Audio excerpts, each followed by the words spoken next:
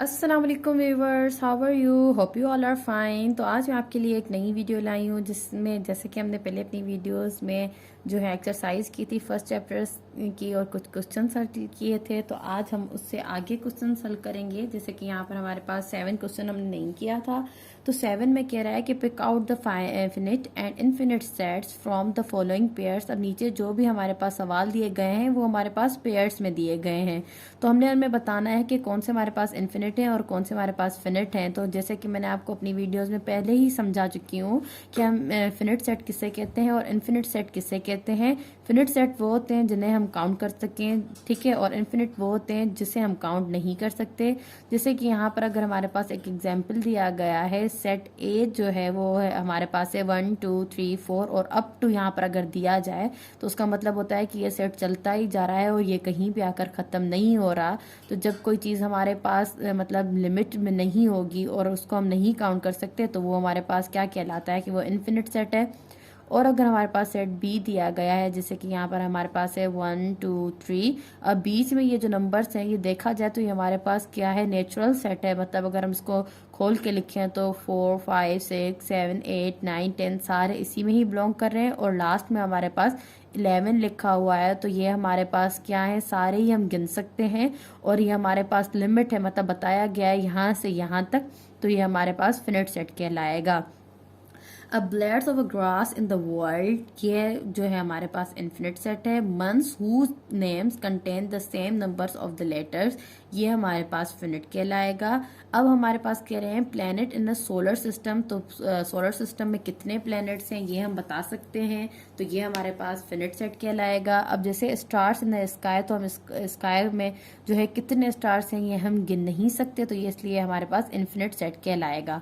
कह रहे हैं पॉइंट्स ऑन द लाइन, अब लाइन जो है वो हमारे पास क्या होती है, ये लाइन जो है आप जैसे कि हमने आपको पहले ही पढ़ाया हुआ है और अगर आपका यहाँ पर कॉन्सेप्ट क्लियर नहीं है तो मैं आपको बता दूं, लाइन हमारे पास चलती जाती है, मतलब दोनों ही जो साइड्स होती हैं लाइन की वो कहीं से भी एंड और जो है वो स्टार्टिंग और एंड पॉइंट हमें नहीं मालूम होता, तभी वो हम उसको लाइन कहते हैं। तो उसमें हमारे पास कितनी पॉइंट्स गिवन है ये हम नहीं बता सकते, तो इसलिए हमारा इन्फिनिट कहलाएगा। Points of the intersection of the 4 lines, अब जो एक पॉइंट है वो कितनी 4 लाइन्स को आपस में इंटरसेक्ट कर रही हैं, तो ये हम गिन सकते हैं और ये हम बता सकते हैं, तो ये हमारा पास फाइनाइट सेट कहलाएगा। अब mammals with strips on their body, तो यहाँ पर हम बता सकते हैं कि कौन से हमारे पास मैमल हैं जिनकी बॉडी पर स्ट्रिप्स हैं, तो ये हमारे पास क्या है, ये हमारे पास फिनिट सेट है। और दूसरा हमारे पास है इंसेक्ट इन द वर्ल्ड, अब दुनिया में बहुत हजारों किस्म के क्या हैं, इंसेक्ट्स हैं, तो ये हम नहीं गिन सकते, तो इसलिए हम ये कहेंगे कि ये हमारे पास क्या है, इन्फिनिट सेट है। अब नेक्स्ट पर आ जाएं तो मैं आपको समझाती हूँ। सवाल नंबर हमारे पास जो है 8 है, state which of the followings are the empty और द नल सेट। अब एक बात मैं आपको समझा दूं पहले ही कि अगर हम फाइव लिखते हैं या हम लिखते हैं ब्रैकेट्स, तो ये हमारे पास दोनों ही नल सेट्स को शो कर रही होती हैं। लेकिन अगर हमारा जो फाइव है वो नल सेट के अंदर लिखा हुआ जाए तो हम उसको ये नहीं कह सकते कि हमारे पास नल सेट है, मतलब उस ये जब फाइव हमारे पास इसके अंदर लिखा हुआ होगा तो इसको हम काउंट करेंगे कि ये जो सेट है वो कंटेन कर रहा है कोई भी एक एलिमेंट, ठीक है। तो नीचे हमें जो सवाल दिए गए हैं उनमें हमने बताना है कि क्या हमारे पास एम्प्टी है और क्या हमारे पास नल सेट है, तो हमें ये मतलब नल सेट और एम्प्टी बात सेम ही है, तो हमने ये बताना है। सबसे पहले जैसे आप कह रहे हैं कि ट्राइंगल्स विथ द 4 साइड्स, अब ऐसा ट्राइंगल हो ही नहीं सकता जिसकी 4 साइड्स हो, तो मतलब ये हमारे पास क्या है, नल सेट है, ठीक है।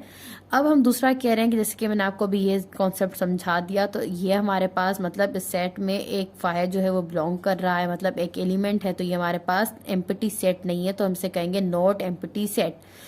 Women presidents of the USA यकीनन हमारे पास ये सेट में लिखी जाएंगी, तो ये भी हमारे पास खाली सेट नहीं कहलाता, तो ये हम कहेंगे नॉट एम्प्टी सेट। अब हम कह रहे हैं कि odd numbers that are divisible by 3, तो ये भी हमारे पास सेट्स में नंबर्स लिखे जाएंगे, तो ये भी हम कहेंगे कि ये भी हमारे पास एम्प्टी नहीं है। अब human beings living on the neutron, तो अब हमारे पास ये कह रहे हैं कि कोई ऐसा इंसान या मतलब कोई ऐसे ह्यूमन बींग्स होंगे जो न्यूट्रॉन पर रह सकते हैं, तो ये हमारे पास कहलाएगा कि ये हमारे पास क्या है, एम्प्टी सेट है। अब क्वेश्चन नंबर 9 पे आ जाएं। Decide whether each pair of the given sets are the equal और द इक्विवेलेंट। जैसे कि मैंने आपको अपनी पिछली वीडियोस में इक्वल सेट्स के बारे में और इक्विवेलेंट सेट्स के बारे में कॉन्सेप्ट दिया है, लेकिन यहाँ पर मैं फिर आपके लिए रिपीट कर देती हूँ कि इक्वल सेट्स वो होते हैं जिनमें हमारे पास नंबर्स भी वही हो दोनों सेट्स में और क्वांटिटी भी वही हो, ठीक है। और इक्विवेलेंट सेट्स वो होते हैं जिसमें हमारे पास नंबर तो भले ही मतलब क्वांटिटी सेम होनी चाहिए, नंबर्स या कोई भी चीज जो एलिमेंट्स हमारे पास सेट्स में गिवन हो वो डिफरेंट हो सकते हैं। जैसे कि यहाँ पर हम हमसे कह रहे हैं कि सवाल नंबर 1 दिया गया है 358 तो ये देखिए ये दोनों ही सेट्स में जितने भी एलिमेंट्स हैं वो दूसरे सेट में भी मौजूद हैं, तो ये तो दोनों आपस में इक्वल हो गए। अब यहाँ पर है 1 2 3 पेयर्स, मतलब 3 एलिमेंट इसमें 1 2 3 पेयर्स इसमें, तो ये हमारा इक्विवेलेंट भी कहलाएगा।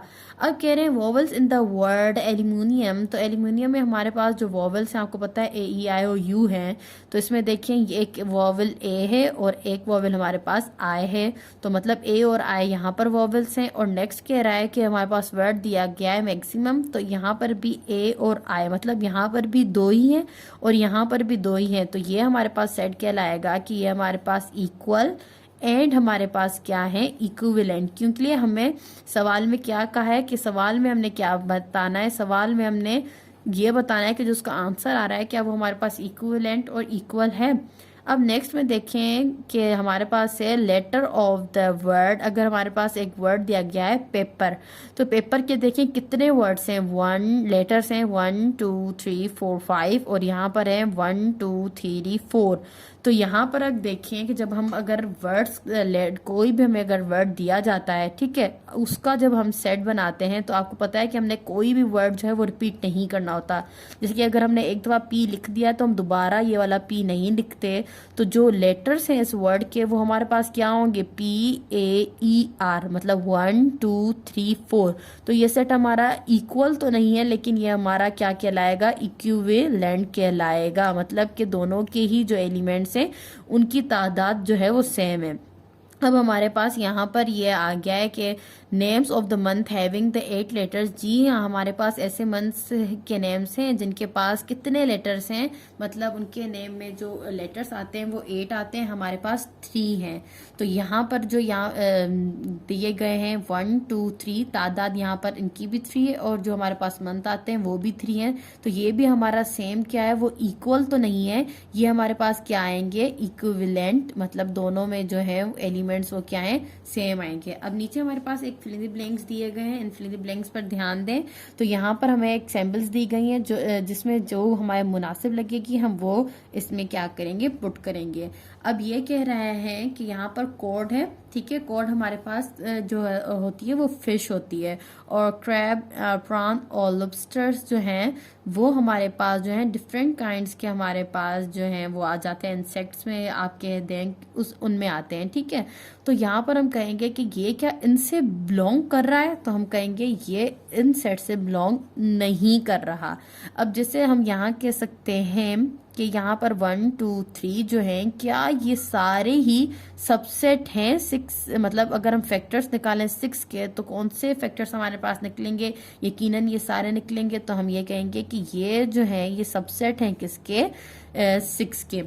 अब पेंटागोन जो है और क्या अब इसका हमने इससे रिलेशन बताना है, क्या पेंटागोन जो है वो बिलोंग करता है इस सेट के साथ या वो नहीं बिलोंग करता। तो पॉलीगॉन्स में जो है पेंटागोन और बाकी सारी ही जो हमारे पास शेप्स हैं वो सारी इसमें से रिलेट करती हैं, तो ये हम कहेंगे कि जी हाँ ये बिलोंग करता है इससे।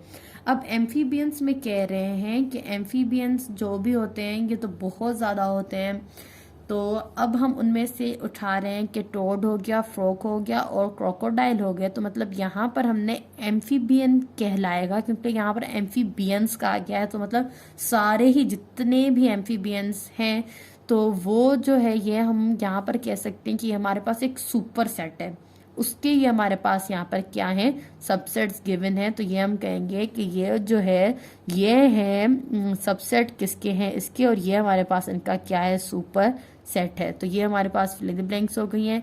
अब इंशाल्लाह नेक्स्ट वीडियोस में मैं आपको आगे की एक्सरसाइज करवाऊंगी। मिलते हैं नेक्स्ट वीडियो में। Thanks for watching my videos.